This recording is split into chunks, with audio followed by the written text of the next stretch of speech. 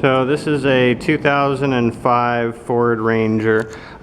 It's got the 2.3 liter 4-cylinder engine, and it was having a problem where the car would be hard to start, and it would also occasionally throw a 171 lean code. That's P0171 fuel trim bank 1-2 lean.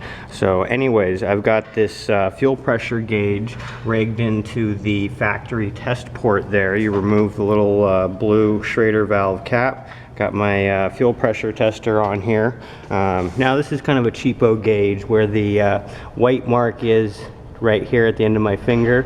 That's the 0. That's where it bottoms out. So what I'm going to do here is cycle the key a couple of times while keeping an eye on the gauge. So key is on right now. You can see it comes up a little and then it bleeds right off. So what I'm going to do a few times is cycle the key a couple times and build up the pressure.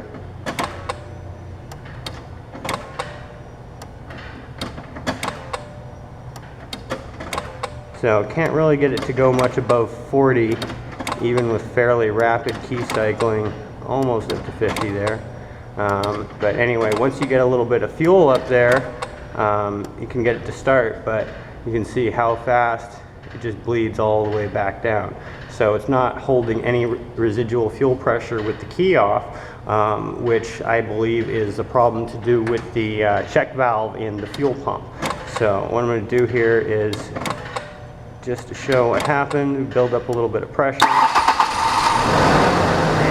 once it fires up, after the engine starts, we get about 60 on my gauge, but again, as I noted, it's about 10 psi off. So we can say pretty comfortably that the engine is running at about 60 psi or so on the fuel pressure.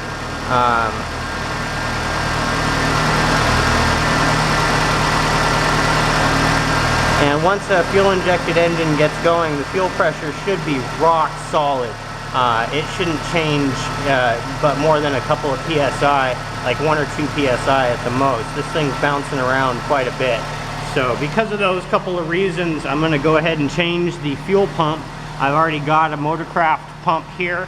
I'm going to change that out, and then we'll run the same stuff again and see what it does. But just so when I shut off the engine here, we'll see how fast the pressure bleeds down.